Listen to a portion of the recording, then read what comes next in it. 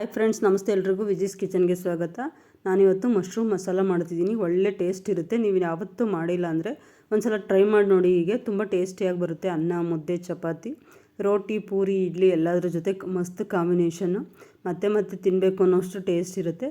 ನೀವಿನ್ನೂ ಯಾರೆಲ್ಲ ನನ್ನ ಚಾನಲ್ ಸಬ್ಸ್ಕ್ರೈಬ್ ಮಾಡ್ಕೊಂಡಿಲ್ಲ, ದಯವಿಟ್ಟು ಸಬ್ಸ್ಕ್ರೈಬ್ ಮಾಡ್ಕೊಂಡು ನೋಡಿ. ಈ ವಿಡಿಯೋಗೊಂದು ಲೈಕ್ ಕೊಡಿ, ನಿಮ್ಮ ಫ್ರೆಂಡ್ಸ್ಗೆಲ್ಲ ಶೇರ್ ಮಾಡಿ. ಹೊಸ ಈಸಿ ರೆಸಿಪೀಸ್ಗಾಗಿ ವಿಜೀಸ್ ಕಿಚನ್ನ ಸಬ್ಸ್ಕ್ರೈಬ್ ಮಾಡ್ಕೊಂಡು ಫಾಲೋ ಮಾಡೋದನ್ನು ಮರಿಬೇಡಿ.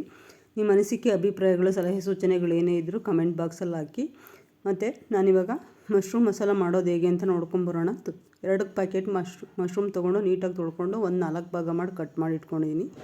ಒಂದು ಬಾಣಲಿಗೆ 1-2 ಟೇಬಲ್ ಸ್ಪೂನಷ್ಟು ಎಣ್ಣೆ, ಸ್ವಲ್ಪ ಬೆಣ್ಣೆ ಹಾಕ್ಕೊಂಡು ಒಂದು 3ರಿಂದ 4 ಈರುಳ್ಳಿನ ಸ್ಲೈಸಾಗಿ ಕಟ್ ಮಾಡಿ 2 ಹಸಿರು ಮೆಣಸಿನ್ಕಾಯಿ ಅದನ್ನು ಫ್ರೈ ಮಾಡ್ಕೊಂಡಿದ್ದೀನಿ. ಸ್ವಲ್ಪ ಫ್ರೈ ಮಾಡ್ಕೊಂಡು ತಣ್ಣಗಾದ್ಮೇಲೆ ಅದನ್ನ ಮಿಕ್ಸಿ ಜಾರ್ಗೆ ಹಾಕ್ಕೊಂಡು ಪೇಸ್ಟ್ ಮಾಡ್ಕೊಂಡಿದ್ದೀನಿ, ಪೇಸ್ಟ್ ಥರ. ಈಗ ಮಶ್ರೂಮ್ ಏನು ಕ್ಲೀನ್ ಮಾಡಿ ಇಟ್ಕೊಂಡಿದ್ದೆ, ಅದಕ್ಕೆ ಈರುಳ್ಳಿ ಮೆಣಸಿನ್ಕಾಯಿ ಪೇಸ್ಟ್ ಏನು ಮಾಡಿದ್ದೆ ಅದು 1-2 ಟೇಬಲ್ ಸ್ಪೂನಷ್ಟು ಮೊಸರು, ಫ್ರೆಶ್ ಮೊಸರು ಸೇರಿಸ್ಕೊತಾ ಇದ್ದೀನಿ. ಈಗ ನಾನು ಏನು ಮಾಡ್ತಿದ್ದೀನಿ ಅಂದರೆ ಮಶ್ರೂಮ್ನ ಮ್ಯಾರಿನೇಟ್ ಮಾಡ್ತಿದ್ದೀನಿ. ಈ ಥರ ಮಾಡೋದ್ರಿಂದ ಒಳ್ಳೆ ಟೇಸ್ಟಿಯಾಗಿ ಬರುತ್ತೆ ಮಶ್ರೂಮ್ ಮಸಾಲ. ಈಗ ಅದಕ್ಕೆ 1 ಟೇಬಲ್ ಸ್ಪೂನಷ್ಟು ಅಚ್ಕಾರದ ಪುಡಿ, ಸ್ವಲ್ಪ ಉಪ್ಪಿನ ಪುಡಿ, ಮತ್ತು ಸ್ವಲ್ಪ ಒಂದು ಅರ್ಧ ಟೇಬಲ್ ಸ್ಪೂನಷ್ಟು ಧನಿಯಾ ಪುಡಿ, ಒಂದು 1/4 ಟೀ ಸ್ಪೂನಷ್ಟು ಗರಂ ಮಸಾಲ ಪುಡಿ, ಇದಿಷ್ಟು ಹಾಕ್ಕೊಂಬಿಟ್ಟು ಚೆನ್ನಾಗಿ ಮಿಕ್ಸ್ ಮಾಡ್ಕೋತೀನಿ.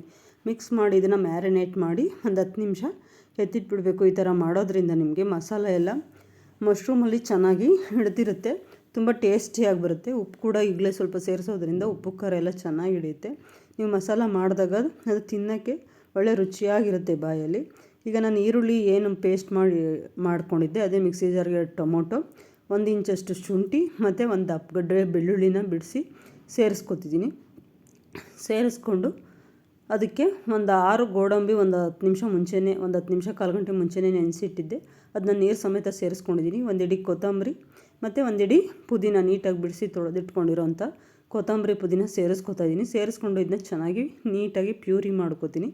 ಈಗ ನಾನು ಈರುಳ್ಳಿ ಏನು ಫ್ರೈ ಮಾಡಿ ತೆಗೆದಿಟ್ಟಿದ್ನಲ್ಲ ಅದೇ ಬಾಣಲಿಗೆ 1-2 ಟೇಬಲ್ ಸ್ಪೂನ್ ಎಣ್ಣೆ, ಅಷ್ಟೇ ಎಣ್ಣೆ ಮತ್ತು 1 ಟೇಬಲ್ ಸ್ಪೂನಷ್ಟು ಬಟರು ಹಾಕಿ ಅದನ್ನು ಬಟರ್ ಸ್ವಲ್ಪ ಕರಗಿಸ್ಕೊಂಡಿದ್ದಂಥ ಬಟರ್ ಮತ್ತು ಎಣ್ಣೆಗೆ ಏನು ನಾನು ಮ್ಯಾರಿನೇಟ್ ಮಾಡಿ ಇಟ್ಕೊಂಡಿದ್ನಲ್ಲ, ಒಂದು 10ರಿಂದ 15 ನಿಮಿಷ ಮ್ಯಾರಿನೇಟ್ ಮಾಡಿ ಇಟ್ಕೊಂಡ್ರೆ ಸಾಕು ಮಶ್ರೂಮು.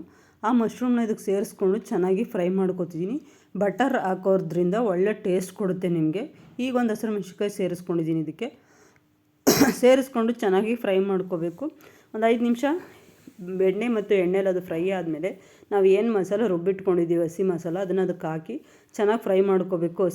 ಹಸಿನೇ ರುಬ್ಕೊಂಡಿರೋದ್ರಿಂದ ಚೆನ್ನಾಗಿ ಫ್ರೈ ಮಾಡ್ಕೋಬೇಕು. ಹಸಿ ಸ್ಮೆಲ್ ಹೋಗೋವರೆಗೂ ಮೀಡಿಯಮ್ ಫ್ಲೇಮಲ್ಲಿ ಇಟ್ಕೊಂಡು ನೀಟಾಗಿ ಫ್ರೈ ಮಾಡ್ಕೋಬೇಕು.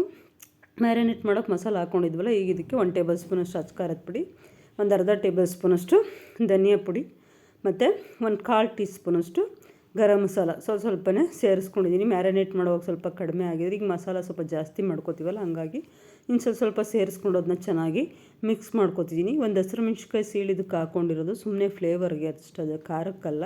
ಇದನ್ನ ಚೆನ್ನಾಗಿ ಫ್ರೈ ಮಾಡಿಕೊಂಡು ಮಸಾಲ ಎಲ್ಲ ಚೆನ್ನಾಗಿ ಫ್ರೈ ಆದಮೇಲೆ ಇದಕ್ಕೆ ನಾವು ಮ್ಯಾರಿನೇಟ್ ಮಾಡಿ ಇಟ್ಕೊಂಡಿದ್ವಲ್ಲ ಅದೇ ಪಾತ್ರೆಗೆ ಸ್ವಲ್ಪ ನೀರು ಮತ್ತು ಮಿಕ್ಸಿ ಜಾರಿಗೆ ಸ್ವಲ್ಪ ನೀರು ಹಾಕಿ ನಮಗೆ ಮಶ್ರೂಮ್ ಮಸಾಲ ಯಾವ ತಿಕ್ನೆಸ್ಸಿಗೆ ಬೇಕು ಕನ್ಸಿಸ್ಟೆನ್ಸಿ ನೋಡಿಕೊಂಡು ಅದಕ್ಕೆ ನೀರು ಹಾಕ್ಕೊಂಡು ಚೆನ್ನಾಗಿ ಈ ಥರ ಕುದಿಸ್ಕೋಬೇಕು. ಒಂದು 10 ನಿಮಿಷ ಕುದ್ರೆ ಸಾಕು. ನೋಡಿ ಕಲರ್ ಯಾವ ಥರ ಇದೆ, ತುಂಬ ನೋಡೋಕ್ಕೆ ಖುಷಿಯಾಗುತ್ತೆ. ಆ ಥರ ತಿನ್ನಬೇಕು ಅನ್ನೋ ಥರ ಇದೆ. ತುಂಬ ಚೆನ್ನಾಗಿ ಬಂದಿದೆ ನೋಡಿ ಈಗ ಮಶ್ರೂಮ್ ಮಸಾಲ. ನೀವೊಂದ್ಸಲ ಈ ಥರ ಮನೇಲಿ ಮಾಡಿ ಹೇಗೆ ಬಂತು ಅಂತ ಕಮೆಂಟ್ ಮೂಲಕ ತಿಳಿಸಿ.